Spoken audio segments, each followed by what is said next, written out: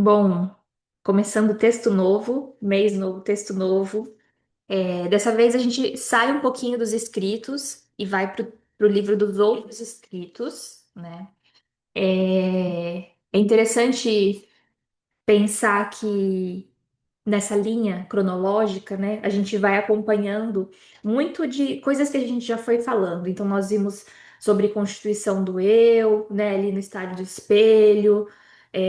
Tivemos algumas noções ali também que tocou um pouco na noção de eu ideal, ideal do eu. Agora a gente vai ver essa noção de complexo familiar. E só para a gente entender um pouquinho a construção desse texto, né? Então, esse é um texto de 1938.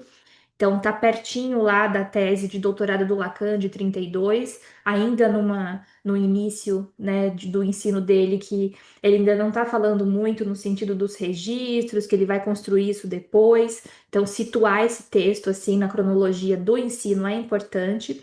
E entender como que ele está dividido, né? Ele tem algumas partes ali. Então, primeiro ele fala um pouquinho sobre a instituição familiar, e aí depois ele vai falar sobre essa noção de complexo, né? Então ele dá um geral sobre essa noção de complexo, o que que ele vai estabelecer, fala sobre complexo do desmame, da intrusão, complexo de Édipo, e aí depois ele vai trazer os complexos familiares no que ele coloca como na patologia. Então, até essa nomenclatura, né, essa terminologia, depois ele abandona, né? Porque aqui ele está colocando patologia, e aí ele vai falar as psicoses de tema familiar e as neuroses. Então, a gente vai entender um pouquinho também dessa importância da gente entender esse complexo familiar, tanto no caso de uma neurose quanto de uma psicose, como isso vai compor ali, às vezes, a estrutura narrativa daquele caso, daquele texto clínico que vai se apresentar para a gente. Então, eu vou começar aqui a leitura. Qualquer coisa vocês vão me interrompendo. Então, a gente está nos outros escritos, página 29. Ele tem também um livrinho pequeno sobre ele. Algumas pessoas pode ser que estejam acompanhando isso com o livrinho, mas ele tem também nos outros escritos. Então, os complexos familiares na formação do indivíduo, ensaio de análise de uma função em psicologia. E aí ele foi publicado em 38 na Enciclopédia Francesa. Introdução, primeiro, a instituição familiar. A família afigura-se, a princípio, um grupo natural de indivíduos unidos por uma dupla relação biológica. A geração, que fornece os componentes do grupo, as condições do meio postuladas pelo desenvolvimento dos jovens e o que mantém o grupo, desde que os adultos geradores assegurem a sua função. Nas espécies animais, essa função dá lugar a comportamentos instintivos, frequentemente muito complexos. Tivemos de renunciar a fazer derivarem das relações familiares, assim definidas, os outros fenômenos sociais observados nos animais. Estes últimos, ao contrário, parecem tão distintos dos instintos familiares que os pesquisadores mais recentes os relacionaram a um instinto original, dito de interação. Aqui a gente já começa a se deparar com umas diferenças muito grandes com relação à contemporaneidade, né? Então ele atribui aqui algo geracional, mas que a gente vai entender que não é da ordem biológica essas relações familiares também. Então, não é incomum a gente ver num caso uma tia que cumpre uma função materna, né? Um tio que cumpre uma função paterna. Então, a gente vai pensar, quando a gente lê sobre os complexos familiares, a gente vai ver que ele relaciona muito às funções biológicas ali, então o pai, a mãe, os filhos, mas a gente pensar que discursivamente, para a gente vai importar as relações e as figuras que vão ocupar lugares de função materna, de função paterna, função de cuidado, função de conservação de vida. E isso é importante também para a gente pensar que hoje a gente tem uma multiplicidade de formações, de unidades familiares, formadas das mais diversas formas. Então, se a gente fica muito fixo a essa noção de o pai, a mãe, os filhos, a gente perde essa escuta de como é singular hoje as constituições familiares. Bruna, a gente está na página 29 dos outros escritos. A gente está bem no comecinho, está no primeiro parágrafo. Então, sempre que a gente lê o pai, a mãe, né, os irmãos, a gente tentar pensar isso em termos de função. Quem está cumprindo essas funções dentro daquele complexo familiar? Isso é uma coisa que nos ajuda muito. É claro que em algumas situações a gente vai precisar entender também quem que é esse pai biológico, né? Então, por exemplo, às vezes o paciente ele vai falar, não, meu pai morreu. Meu pai morreu para mim. Ele já morreu, né? Aí morreu para mim porque abandonou quando era criança. E aí quem é o pai? Ah, o pai é um avô, é um tio, é um padrasto. Então, que vai cumprir essa função. Então, a gente vai ter que ficar atento a isso no decorrer da nossa escuta clínica.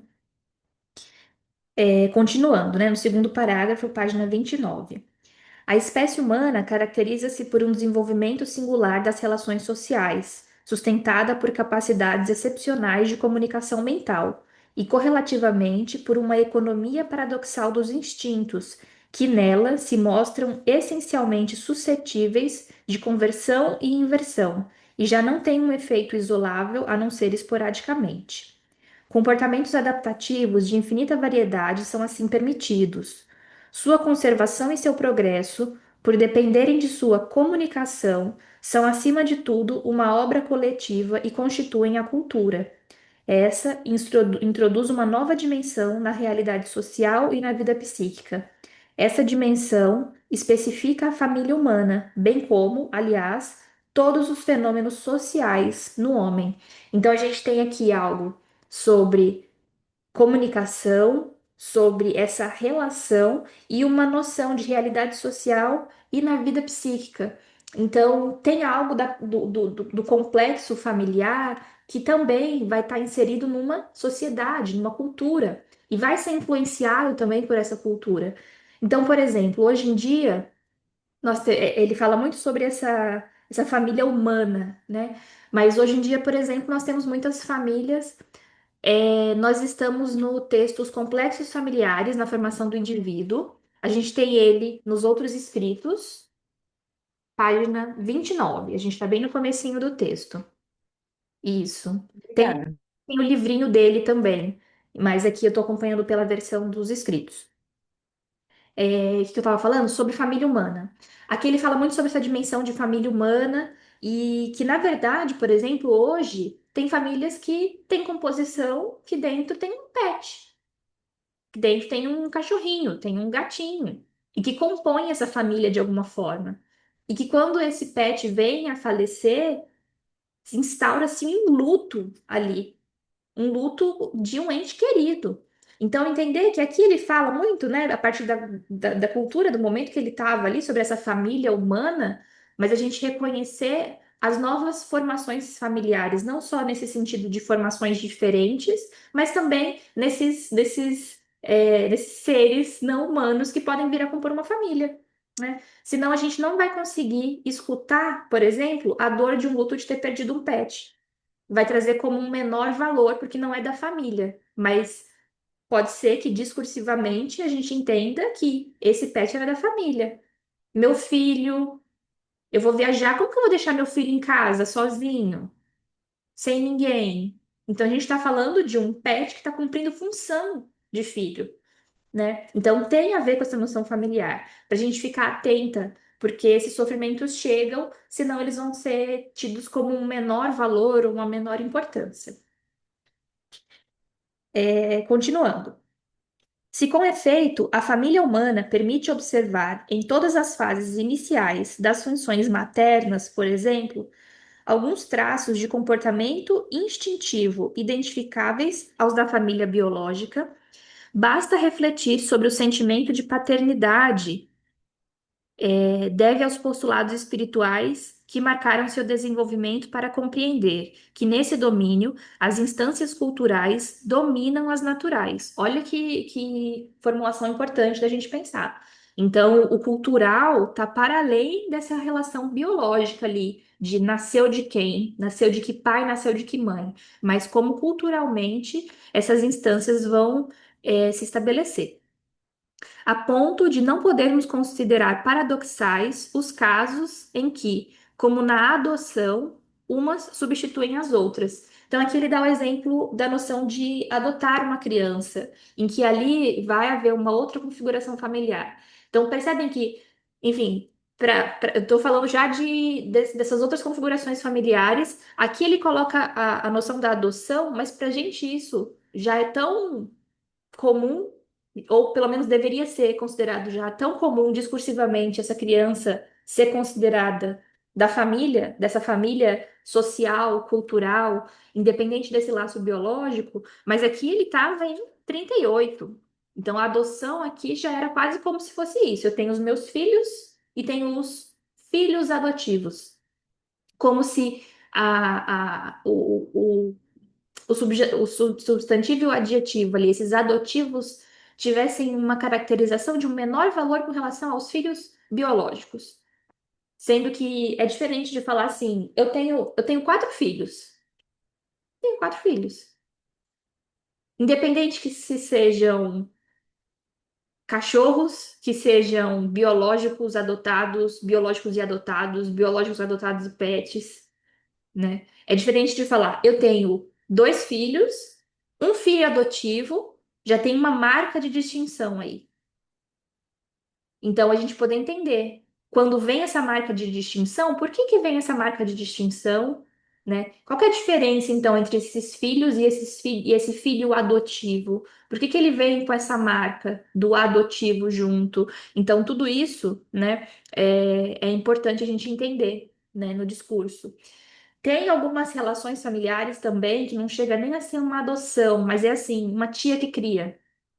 Essa tia que ocupa um papel ali. Não, eu tenho minha mãe, mas tenho minha tia. E a minha tia é como uma mãe. E aí a gente percebe que esse como uma mãe, na verdade, não é como a minha mãe, mas como, às vezes, uma mãe deveria ser. Então a gente está falando de campo do ideal.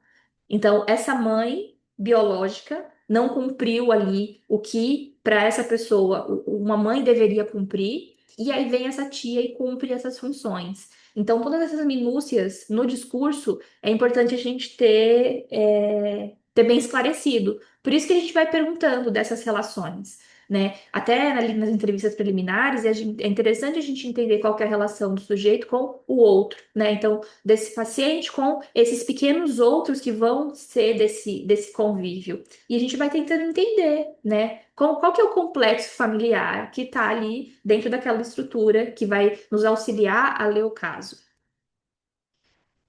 Tudo bem até aqui? Querem trazer algum comentário? Senão eu vou seguindo mais um pouquinho. Seria essa estrutura cultural da família humana inteiramente acessível aos métodos da psicologia concreta, observação e análise?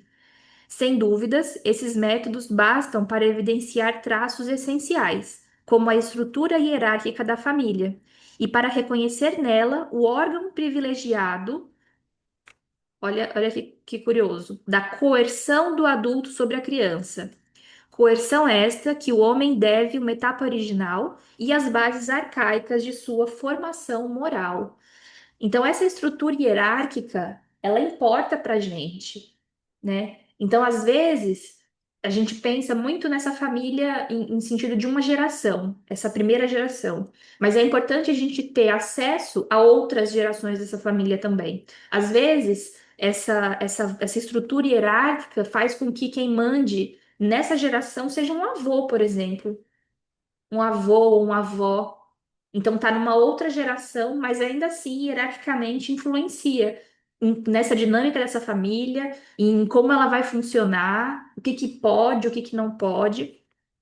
E nessa noção que ele colocou aqui de coerção do adulto sobre a criança, dá para a gente pensar também no sentido das leis, da internalização das leis. Então, como que foi esse processo de internalização das leis ali para a criança, né? Houve uma figura paterna ali dessa internalização, pensando, né, depois ali já com o final do texto, né, quando ele vai falar das psicoses, por exemplo, como que foi ali a função paterna? Houve uma fora-oclusão do nome do pai, que é o mecanismo das psicoses, como a gente vai ver. Então, isso a gente acaba vendo em retrospecto.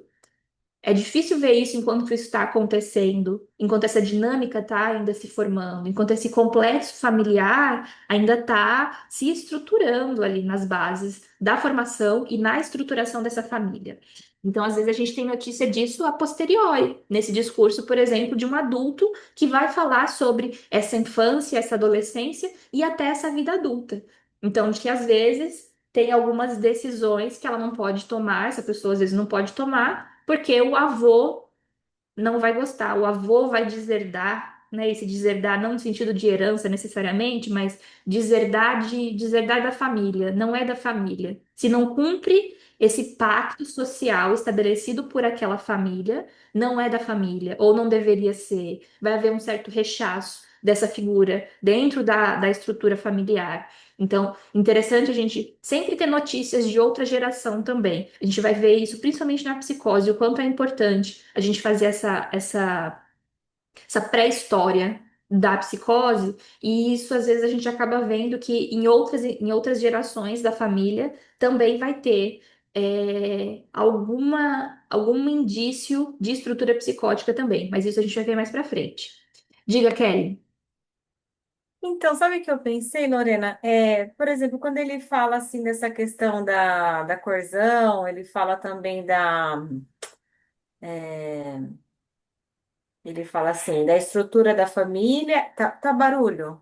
Não, Porque dá tá pra muito. ouvir. Dá pra Dá pra te ver? ouvir. Então, e aí ele fala assim. Aí ele fala, privilegiando da coerção do adulto sobre a criança. E aí ele fala, né, coerção essa que o homem deve uma etapa original e tudo mais. E antes também, quando você falou da adoção, eu fiquei pensando muito nessa questão de como a linguagem, né, esse dito por esse outro, né, seja algo que passou de família, seja algo, enfim, o quanto esse dito é que marca o sujeito. Porque é interessante que, bom, eu posso ter sido adotado, eu posso ter sido da geração X, Y, tal, mas como que se deu essa fala, essa linguagem desse grande outro, por exemplo, desse enquanto função primordial aí, desses primeiros grandes outros, né? Porque parece que marca, né? Então, por exemplo, se eu faço uma diferenciação dos, por exemplo, no caso da adoção, né, dos filhos, de que um é adotado. Bom, eu já inseri na linguagem essa diferença, eu já marquei isso naquele sujeito, que se eu não tivesse diferenciado, talvez não teria nenhum reflexo essa questão da adoção sobre aquele sujeito. Parece que o quanto a linguagem ela marca, né? Esse grande outro, através da linguagem, marca esse sujeito para se constituir, né, como um tal X ou Y, né? Não sei, fiquei pensando nisso. Sim, como marca da diferença. E isso é instituído pela linguagem, não tem como, né, ser de uma outra forma. E é interessante essa fala que você trouxe, porque esses ditos, eles vão se constituindo, e eu acho que a gente nem tem noção dessa dimensão. Essa dimensão, ela vai ser dada a posteriori. Porque, por exemplo, por que que alguns ditos entram por um ouvido e saem pelo outro, e outros marcam? Porque houve ali alguma articulação possível com relação a essa marca dessa diferença. Então, por exemplo, é dito para mim que eu sou diferente. Então, eu sou uma filha adotiva. E aí eu vejo algum tipo de diferença de tratamento, ou sempre vai ter, eu acho que é interessante isso, né? Sempre vai ter algum tipo de diferença de tratamento, sejam filhos biológicos ou adotivos, tem uma diferença, vai ter diferença, né? Essas crianças não são iguais, então as demandas, as necessidades vão ser diferentes. Então, pode ser que os ditos vão ser diferentes, né? Não é uma unidade só. Então, às vezes, isso é atribuído a uma impressão dessa diferença. Então, mesmo que, né, os pais sempre falam, eu trato todos iguais, né, todos são iguais. Isso até quando são filhos não adotivos, né? Mas eu trato todos os meus filhos iguais, eu amo igual, eu trato igual. Mas como cada sujeito vai internalizando os ditos e essas marcas de diferença, é que vão definir como que isso vai ser ali assimilado, né, pelo sujeito. Como as comparações, por exemplo, a gente, quando for falar sobre o complexo de intrusão, isso dos filhos vai ficar muito claro, que é isso, né? Esse que veio depois, é o que sabe mais, ou é o que é mais amado. tudo isso vai entrar dentro do imaginário ali, não só da criança, mas da pessoa, e que ele vai acompanhando isso até a idade adulta. Ah, eu sou a ovelha negra da família. É a minha família que se espelha nos meus comportamentos e define que tudo que eu faço está errado. Meu irmão faz tudo certo, eu faço tudo errado. Enfim, todas essas assimilações que vão acontecendo se originam dessas etapas ainda, muito iniciais, e que ali tem essa internalização, mas que continuam acontecendo, né? Então, acho que tem muito disso, desse dito do outro, que legitima e que o sujeito vai internalizar essas impressões sobre as marcas da diferença na própria constituição subjetiva. Diga, Vitória. Lorena, você trouxe sobre a questão da psicose, a importância, principalmente na psicose, de fazer esse resgate, né, dessa história, e que poderia até outras pessoas estarem nessa estrutura, né, na família, dessa estrutura psicótica. Você pode falar um pouquinho mais disso, assim, porque partindo ali da psicologia e da psicologia barra medicina, se tem isso também por uma questão até dita genética, né? Sim. Da esquizofrenia em específico. Mas como que isso é visto para a psicanálise lacaniana, sabe? Da forma como você trouxe. É visto como herança discursiva. Não herança genética, de tem na geração, é genético, mas como algo discursivo mesmo. Eu estava discutindo isso, quem fala bastante e fala muito bem sobre as psicoses, sobre esse ponto específico, é a Karina Ciuto. No vídeo dela sobre psicoses, ela comenta um pouquinho sobre isso. Eu estou no laboratório de casos clínicos dela também, e a gente está vendo isso nos casos em que, por exemplo, então tem o meu paciente. E aí é importante entender dessa relação desse paciente com essas figuras familiares, por exemplo. E às vezes na geração de pai, mãe, tem alguma relação ali de um discurso de uma psicose também, e numa geração anterior, às vezes também encontra. Depende se a gente tem acesso, né, a essas informações, mas vendo que isso também encontra. Então, isso vem muito desses estudos que eu tenho feito com ela. Ela tem uns vídeos muito bons no YouTube da Paula Brasília sobre psicose e que ela comenta um pouquinho sobre isso. Então, é pelo sentido de entender a relação, então, entender essa relação discursiva, que aí seria muito mais por essa característica mesmo do discurso, de um discurso desarticulado, de um discurso que tende à infinitização, de um discurso que vai trabalhar com literalidades, que vai ter holófrase. Então, muito mais por essas características discursivas, né, do que esse nível mesmo genético e tudo mais. Mas que é possível ir vendo isso nos casos também. Aí, qualquer coisa a gente fala um pouquinho mais. Karina Ciuto. Acho que é Scizuto. Eu mando o vídeo dela de psicoses lá no grupo. É bem bacana. Que aí todo mundo já dá uma acompanhada também. E aí, quando a gente vai falar mais também aqui sobre psicose, a gente fala um pouquinho sobre isso nessa noção de localização dentro da família, dentro da unidade familiar. Mas é mais ou menos por aí, como herança discursiva. E quem traz. Ah, desculpa. Luciene, pode falar. Não, ela tá na minha frente, eu espero.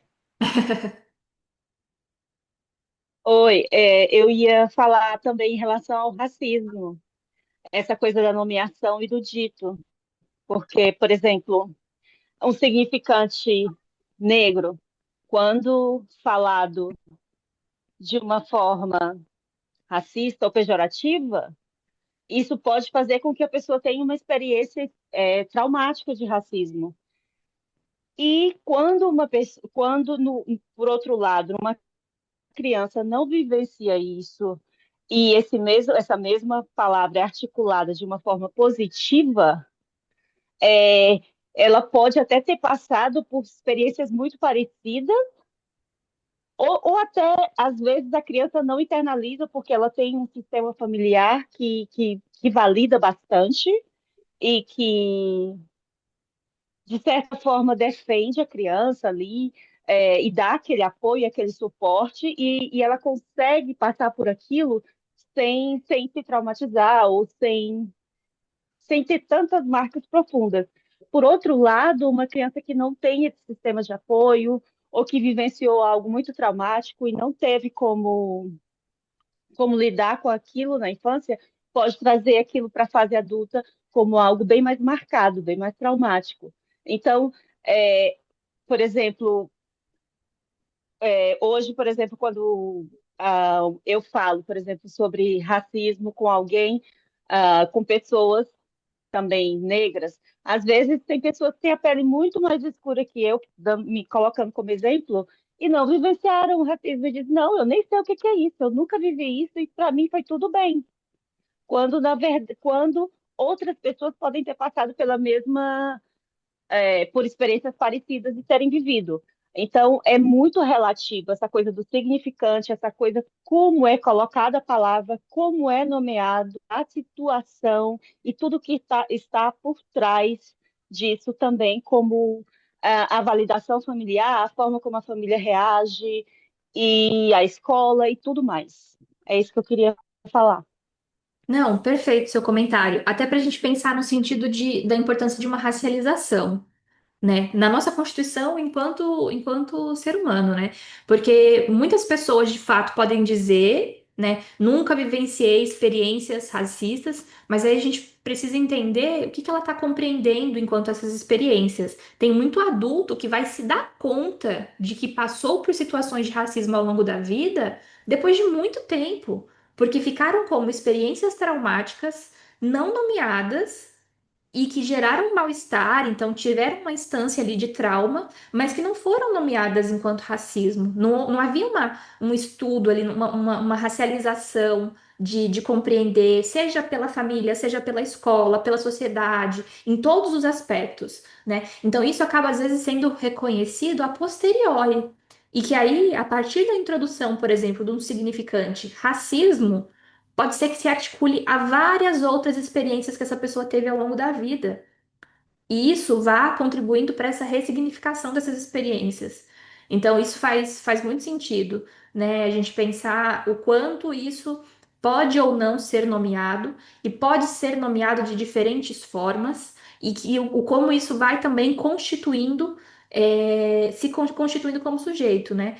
No livro do Fanon, ele fala ali sobre essa noção de não se reconhecer como uma pessoa negra. Então, também tem uma relação com isso, na própria formação da identidade do sujeito. Como que cada um vai se constituindo também a partir do que é dito, do que é formulado ali na sua experiência, na sua vivência. Então, faz todo sentido isso que você falou. E até pensar também, já que a gente está falando dessa noção cultural, essa estrutura hierárquica, o quanto as outras gerações também influenciam nessa dimensão, e pensando no sentido da racialidade. Então, em famílias que não houve uma reflexão ali sobre racialidade, às vezes é só uma reprodução mesmo do racismo, sem ser nomeado, em várias gerações da família, né? Seja dentro da estrutura interna, mas também como reflexo do que é Sim, até que uma consiga remeio aquilo, perdão. até o que a estrutura externa vai poder dizer disso, né? E que vai sendo internalizado. Diga, agora eu perdi a fila aqui, se é a Maia ou se tem alguém. Eu acho que é a Maia. Acho Aqui que é a só tá aparecendo a Maia. Maia. Pode falar, Maia. Oi, oi.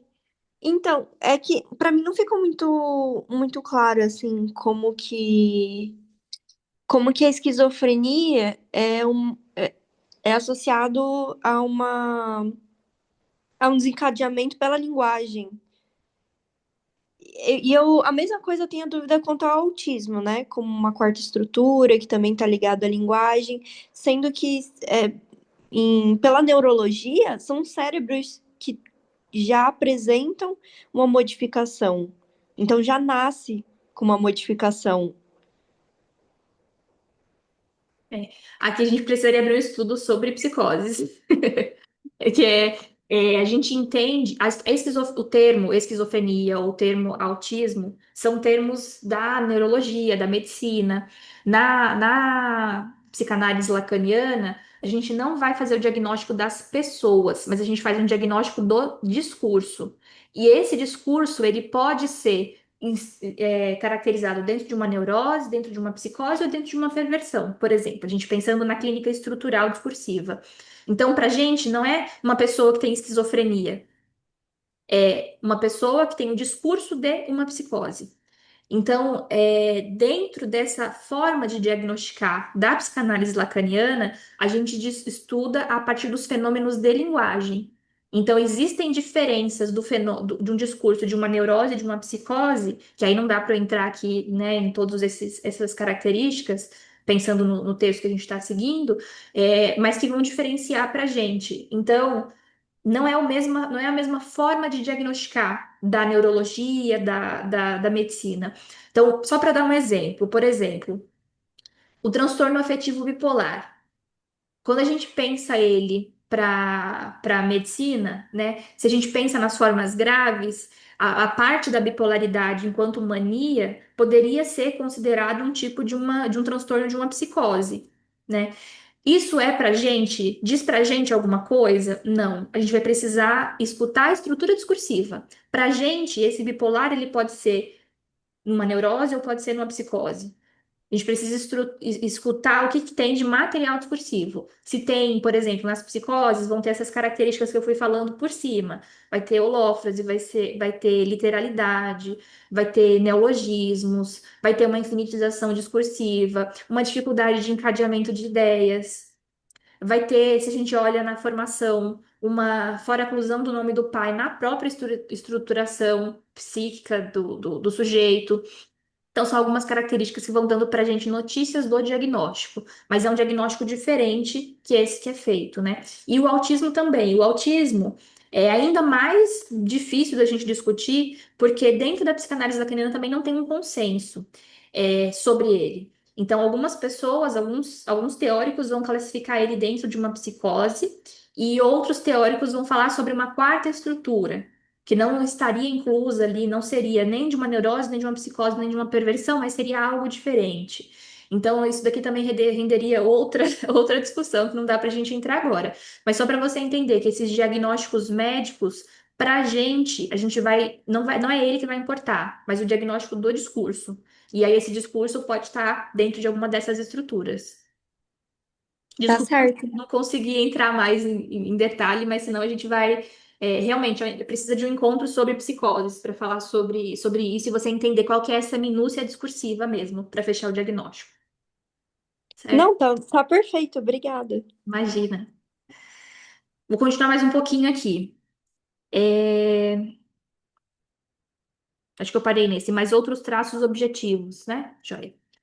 Mas outros traços objetivos, os modos de organização dessa autoridade familiar, as leis de sua transmissão, os conceitos de descendência e parentesco que lhes são ligados, as leis da herança e da sucessão, que com elas se combinam, enfim, suas relações íntimas com as leis do casamento, obscurecem as relações psicológicas, embaralhando-as. A interpretação delas tem, então, de ser esclarecida pelos dados comparativos da etnografia da história, do direito e da estatística social. Coordenados pelo método sociológico, esses dados estabelecem que a família humana é uma instituição. A análise psicológica deve adaptar-se a essa estrutura complexa e nada tem a fazer com tentativas filosóficas que tenham por objetivo reduzir as famílias humanas, seja um fato biológico, seja um elemento teórico da sociedade. Essas tentativas, no entanto, têm seu princípio em certas aparências do fenômeno familiar. Por mais ilusórias que sejam tais aparências, elas merecem que a examinemos detidamente, pois repousam sobre convergências reais entre causas heterogêneas. Descreveremos seu mecanismo com base em dois pontos, sempre polêmicos para o psicólogo. Entre todos os grupos humanos, a família desempenha um papel primordial na transmissão da cultura. Embora as tradições espirituais, a manutenção dos ritos e costumes, a conservação das técnicas e do patrimônio sejam com ela disputados por outros grupos sociais, a família prevalece na educação precoce, na repressão dos instintos e na aquisição da língua, legitimamente chamada materna.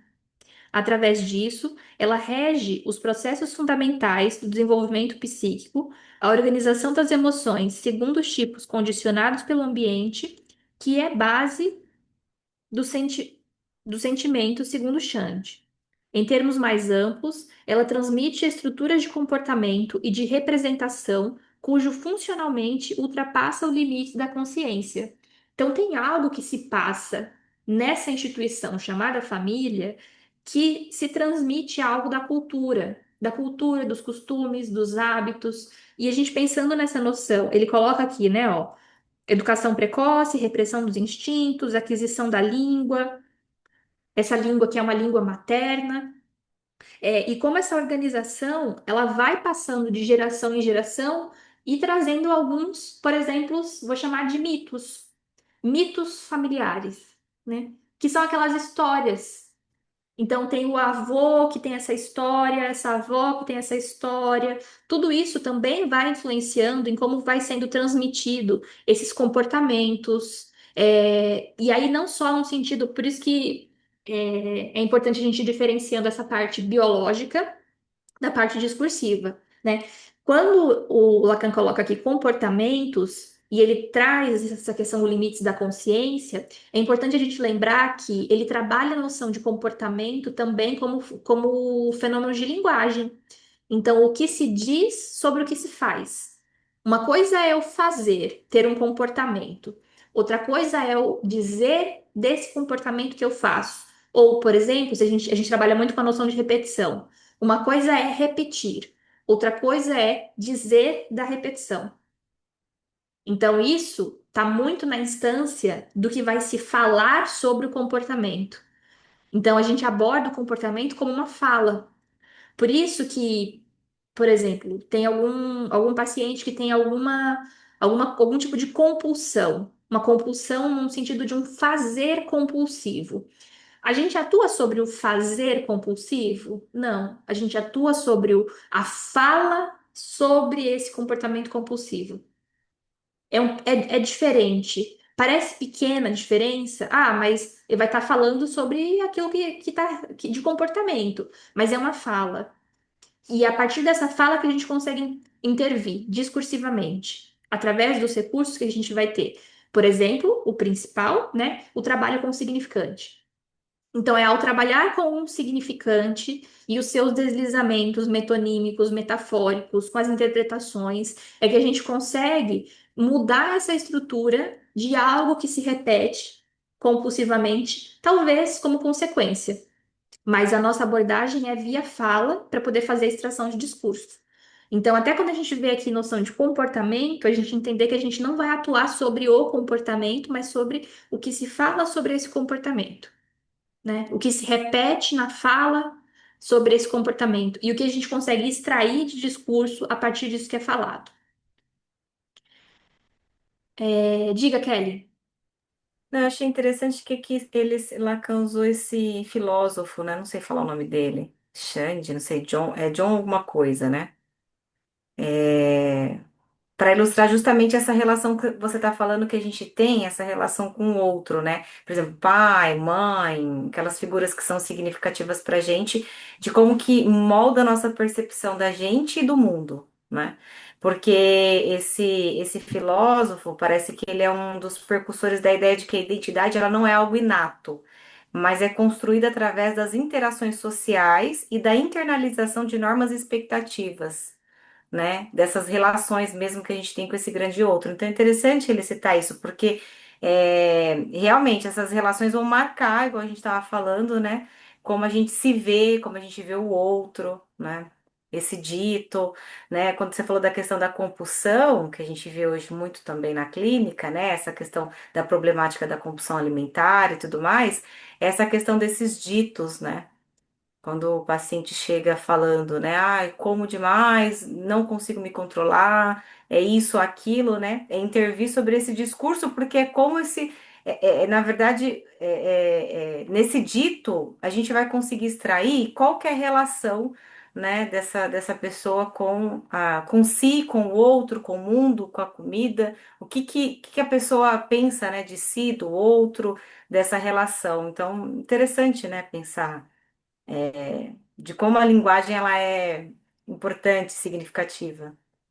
Sim, com a falta também, você foi elencando várias coisas, né? Mas também com a falta, né? Simbolicamente, essa compulsão está entrando em lugar de quê, né? A gente vai tentar entender essa relação simbólica e dessa instância da falta, né? Então, mais do que isso, você come o que que você come, a hora que você come. Dá para tentar tal estratégia, não é dessa ordem em cima do comportamento, mas o que que se diz sobre isso?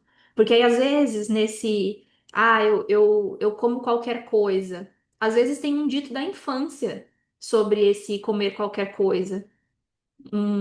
Essa menina não come qualquer coisa, dá muito trabalho para comer, ela só come o que ela quer. E que esses ditos familiares ali na infância podem compor um cenário, por exemplo, de uma compulsão na adolescência, na vida adulta. E aí é aí que a gente vai atuar nesse significante, esse como qualquer coisa, que às vezes vai se repetir numa negativa da mãe. Ela não come qualquer coisa, hoje ela come qualquer coisa. O que que é qualquer coisa? É besteira. Às vezes besteira pode ser um significante do caso. Estou falando um exemplo fictício aqui, mas para a gente entender que a nossa atuação é via significante. Continuando mais um pouquinho. Assim, ela estabelece entre as gerações uma continuidade psíquica cuja casualidade é da ordem mental. Essa continuidade se revela o artifício de seus fundamentos nos próprios conceitos que definem a unidade da linhagem, desde o totem até o nome patronímico. Não deixa por isso de se manifestar na transmissão, a descendência de inclinações psíquicas que confinam com o inato. Para esses efeitos, Kuhn criou a expressão hereditariedade social.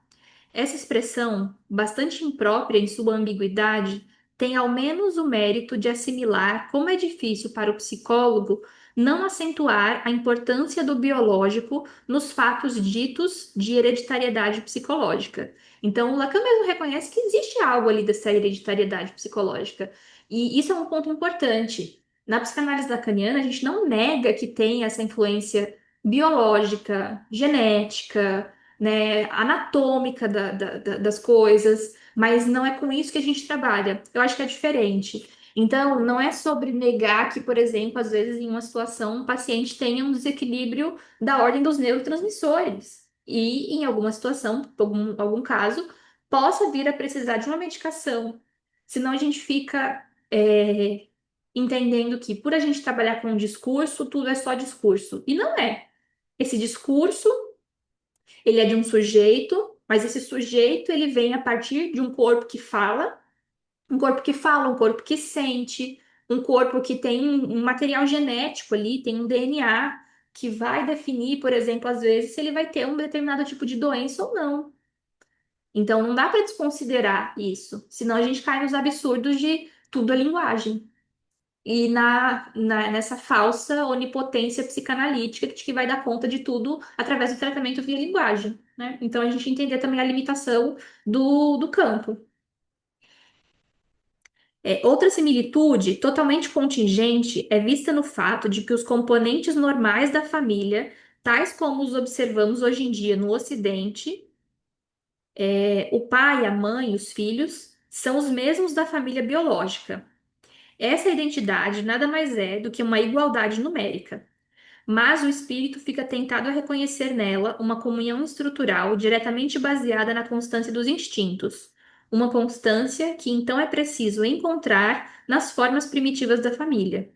Foi nessas premissas que se fundamentaram teorias puramente hipotéticas da família primitiva. Ora, a imagem da promiscuidade observável nos animais por críticos subversivos da ordem familiar existente, ora, segundo o modelo do casal estável, não menos observável na animalidade por defensores da instituição que é tida como célula social. Então, aqui eu acho interessante que ele marca uma característica muito, né, dessa família que a gente está trabalhando, essa família ocidental. Se a gente pensa, por exemplo, em países em que a religião não só permite como faz parte da composição familiar, por exemplo, um homem ter várias mulheres e ter com essas mulheres vários filhos, a gente já está falando de uma composição totalmente diferente, né? Ou, por exemplo, se a gente pensa, né, em um caso que você vai atender de um paciente que está dentro das castas indianas. Então vai ter uma estrutura diferente ali de como que é a composição pelo casamento, como que esse casamento é arranjado, é feito, é estabelecido esse vínculo. Então tem uma diferença também em qual que é a hierarquia da família, da casa, dentro dessa instituição, pai, mãe, filhos. Tem uma influência muito grande dos tios, dos avós. Geralmente são os avós que vão fazer, vão mandar ali, essa hierarquia é comandada pelos avós. Então aqui ele está falando dessa família ocidental, nessa composição, pai, mãe, filhos. E ele coloca dessa família biológica e traz essa identidade de célula social. Diga, Vitória. Eu achei interessante você trazer essa questão, né, de senão a gente pode cair naquela ideia de que tudo é linguagem, mas eu acredito que não só na via biológica, assim, de que tem uma questão biológica, mas também na questão social, como ele mesmo está pontuando aí, de que a psicanálise ela tem um certo limite, inclusive em outras sociedades, porque ela é fundada dentro de uma estrutura ocidental de família, ela mesma, né, as bases dela lá em Freud é fundada ali, e e isso também tem um certo limite, né?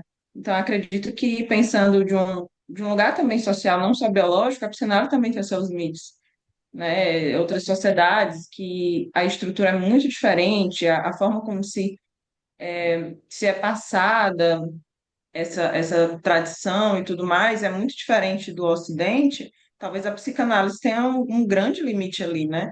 Enfim, eu gosto muito desse debate, assim, para que a gente não coloque a psicanálise clássica como a coisa mais. Só a psicanálise vai salvar o mundo e não é. Pelo contrário, é bem limitada. Bem limitada, para a gente poder entender esse papel. E você falou, você me fez lembrar de uma outra coisa. Falou de família. Ah, por exemplo, uma sociedade matriarcal. Como que é pensar o complexo de Édipo para uma sociedade matriarcal? Seria só o Édipo invertido?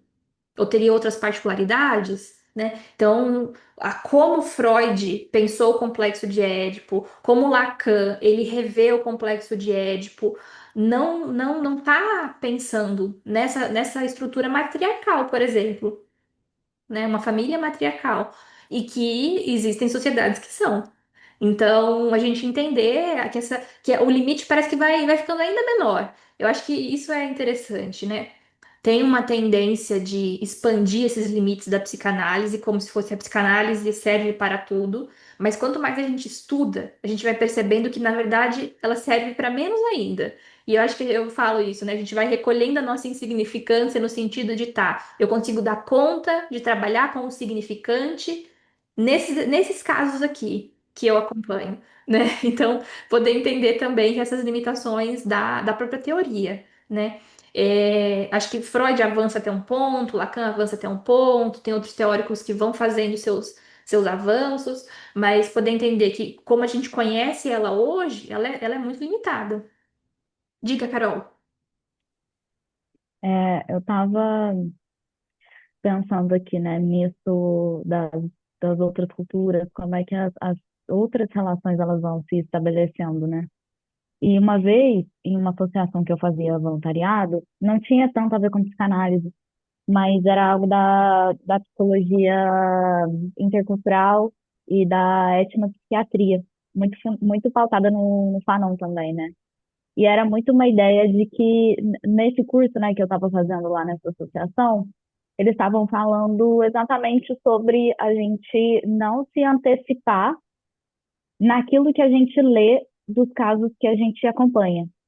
Então, muitas vezes, a gente pode ler a elaboração de um luto, ou o uso de álcool, ou a ritualização mesmo como um certo preconceito com as nossas lentes ocidentais e, obviamente, aqui no meu caso, eurocêntricas, né?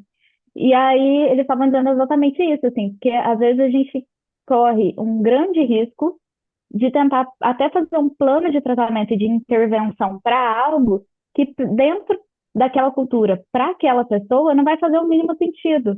E aí eles estavam falando até de exemplos que para nós seriam lidos, né, como vícios, compulsões, alcoolismo, por exemplo, que dentro de uma certa outra cultura, aquilo ali vai ter um outro encadeamento. E o quanto que é importante a gente entender qual que é a relação daquela pessoa, e aí, claro, fazendo um estudo cultural, né? Como que é esse uso dentro daquela cultura, mas muito pautado no como que é para aquela pessoa se relacionar com esse elemento da cultura dela, estando em um outro país, estando em relação com uma outra cultura, né? Em relação com a cultura ocidental. Não sei se ficou muito confuso. Mas Não, a ideia era de leitura, né? Como é que a gente vai ler e o risco que a gente sempre corre de se antecipar sem a gente ter o mínimo contato com aquilo que é do outro, né? não, perfeito. E aí tem uma questão cultural a ser considerada, a ser escutada. E eu achei muito interessante quando você fala, é a relação daquela pessoa com aquele elemento. Ou, se a gente for passar mais para psicanálise, daquele sujeito com aquele objeto. Vamos pensar assim. Então, é um objeto, né? É um objeto, como que esse objeto se desloca? Como que esse objeto tem relação com a falta? Então, tem muita relação, né? Nesse sentido. E aí, assim, aí você lançou essa, aí vou aproveitar que falta 5 minutos, a gente não vai conseguir mais avançar no texto, e aí lançar uma outra temática que aí é polêmica também. A gente não precisa nem ir muito longe nessas questões culturais, vamos pensar dentro do nosso contexto cultural. É, se algum paciente faz uso de algum tipo de droga, droga qualquer uma que seja, álcool, maconha, qualquer tipo de droga, é, ela não leva isso enquanto uma questão de análise, não é uma questão, não é uma problemática, não é uma relação ali, sujeito e objeto. É algo que, dentro do funcionamento, dentro dessa estrutura, simplesmente faz um uso, não sei, recreacional, faz um uso, qualquer ele que seja. Pra gente, se a gente for pensar na ordem médica, é um vício, logo é maléfico, logo deve ser combatido, logo deve ser tratado. Para a psicanálise, isso vai passar pela via discursiva. Não necessariamente vai passar por esse aspecto, por esse ponto de ser tratado. Ele vai ser abordado via discurso, mas não é num papel de dissuadir esse uso se não for questão de análise. Então, mesmo dentro da nossa cultura, olha como entra numa questão delicada, né? Eu estou colocando esse exemplo aqui porque acho que talvez sejam esses mais comuns. E de usos que não necessariamente vão implicar num problema no funcionamento desse indivíduo. Então, isso me faz muito pensar também, por exemplo, na Itália, as pessoas que bebem vinho diariamente, né? Para a OMS seriam considerados alcoólatras, mas nesse sentido faz parte de um contexto cultural. E se a gente for pensar, mesmo no Brasil, uma pessoa que faz um uso de álcool diariamente, ela não leva isso enquanto questão, não traz um prejuízo social, ela não fala sobre esse parar ou sobre esse beber, não é questão. Para a gente vai ser, então, né, para a gente pensar nesse ponto. Vamos para Eu os posso comentários. trazer só mais um exemplo? Cadê a Carol? Você É, tinha levantado a mão e depois você abaixou, pode falar. que era uma continuação. Achei assim, incrível o que você está dizendo, porque é isso, né? Qual que é a relação daquela pessoa com aquele elemento da cultura. E às vezes não, né? Socialmente a gente está se antecipando sempre em relação ao outro, né? E a minha classe de italiano, ela era composta por alunos de várias culturas diferentes. E aí, em um determinado debate na aula, a gente estava falando sobre livros, quais eram os nossos livros preferidos e o que a gente mais gostava de ler. Isso foi uma proposta da professora, né? Para a gente poder debater, discutir, enfim. E aí tinha algumas meninas na minha sala que não participaram muito do debate, dizendo que elas não tinham outros livros preferidos porque elas nunca tinham lido, nunca tinham lido nenhum outro livro que não o Alcorão. E isso foi muito impactante, assim, na aula, porque, bom, a professora ficou muito surpresa e ela tentou insistir na pergunta assim, mas vocês realmente nunca leram? Vocês realmente não têm nenhum livro preferido? Vocês nunca tiveram essa curiosidade? Como se fosse basicamente só isso, né? A nível de curiosidade. E aí eu lembro que elas ficaram super constrangidas, assim, do tipo, como se elas estivessem se sentindo no dever de dar uma explicação ali. E Sim. elas, não, a gente não lê, porque a gente não pode. Mas esse é o meu livro preferido. Assim, de fato ela respondeu, né, qual era a pergunta. Mas esse era, enfim, e aí ficou para a classe, assim, aquele silêncio constrangedor, sabe? Quando todo mundo se olha, assim, fica, nossa, que torta de climão. O constrangimento como se elas estivessem erradas por não terem lido outros livros, por não quererem ler outros livros. Culturalmente, para ela, ela mesma fala, é o meu livro preferido. Ah, a gente não pode ler, mas parece que não gerou nela um sentido de, ah, eu queria tanto ler outros livros e não virou questão. É o livro que ela podia ler, é o livro preferido dela e, né, culturalmente às vezes leva esse choque, fica esse constrangimento, mas eu acho que o maior constrangimento para a gente pensar aí foi o constrangimento delas de estarem se sentindo erradas, como se elas devessem querer ler outros livros ou devessem ter lido outros livros, devessem ter desrespeitado os aspectos culturais e terem lido outros livros. Muito interessante o exemplo. Diga, Vitória. Mais uma vez, o Ocidente querendo destruir mais culturas, tanto literalmente como simbolicamente. Mas eu ia falar também da questão do racial, assim. A gente já tem produção psicanalítica sobre isso, mas o que eu percebo é que a psicanálise não vai dar conta, não vai dar conta de uma questão racial, porque é muito mais complexo e a gente tem material fora da psicanálise muito, muito grande sobre isso. A gente não precisa enfiar a psicanálise para explicar isso também. Eu acho que é isso, sai um pouco dessa onipotência que a gente acredita a psicanálise ter e pensar um pouco fora da caixinha, ler coisas fora da caixinha, porque tem sofrimento de pessoas negras que vai escapar da psicanálise. A própria Neuza conclui o livro dela colocando que a maior perspectiva da pessoa negra e aí a pessoa negra dentro de uma coletividade é a emancipação de fato. E não é a emancipação individualista que o capitalismo prega, mas é a emancipação do povo negro. E isso não se constrói apenas num particular, se constrói em luta, né? E então escapa da psicanálise tudo isso. A gente, como eu falei, temos produção inclusive da Neuza, mas a própria Neuza coloca que a perspectiva do negro é fora da psicanálise, a construção é fora desse lugar da psicanálise. Você pode ter um lugar na sucessão justamente para elaborar isso, mas para essa mudança de fato, essa transformação, ela vai vir em outro lugar. Então, acho que tem isso também, né? A gente não precisa ir longe, como a Lorena falou, na própria questão racial, acho que a psicanálise tem um grande limite, assim, e atendendo pessoas negras, sendo uma pessoa negra também, falando das minhas questões, eu percebo isso, sabe? Sim, sim, perfeito.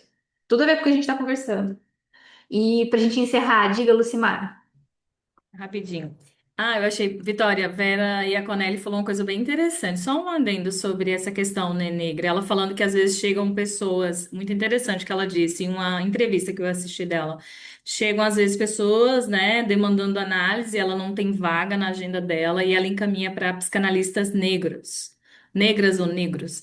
E ela disse que é interessante ver que as pessoas não tendem a procurá-los. E elas, né, traz toda uma discussão sobre essa questão, né, racial, sobre quem está em condições, né, de atender aquela pessoa e julgando às vezes aí pela questão racial. Eu queria falar que é o que chega bastante na clínica, que tem a ver também com a cultura, vamos dizer, negra, que são as pessoas que de religiões afrodescendentes, que às vezes chegam com um discurso, né, de que vêm pessoas, ouvem vozes, e aí, se a gente não tiver um cuidado, assim, para ter uma escuta, você vai para um campo de psicose, delírio, alucinação, E não necessariamente, né? Eu acho que Sim.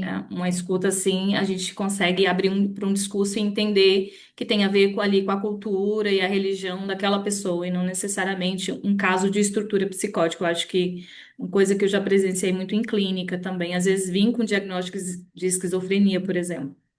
Não, você resgatou um ponto assim fundamental. E tem artigos, isso que eu falo, tem material sobre isso, as pessoas produzem sobre isso. Então, tem materiais falando sobre essa questão das religiões de matrizes africanas, né, ou ainda afro-brasileiras, mas que a disposição, por isso que eu falo dessa racialização da clínica. A gente, enquanto analista, a gente precisa ter essa disposição de estudar essas questões também, para não incorrer nesses erros, né? Erros diagnósticos, que aí vai ter erro de manejo e uma consequência de fatos ali para a nossa clínica, né? Bom, nossa, a discussão ficou assim no ápice, né? Dava para a gente falar mais um monte de coisa. A gente continua então e continua as discussões na semana que vem. Muito obrigada, viu, pessoal? Foi ótimo. Adoro as contribuições de vocês. Acho que é o que enriquece os nossos encontros. Um beijo e até semana que vem. Beijo, até.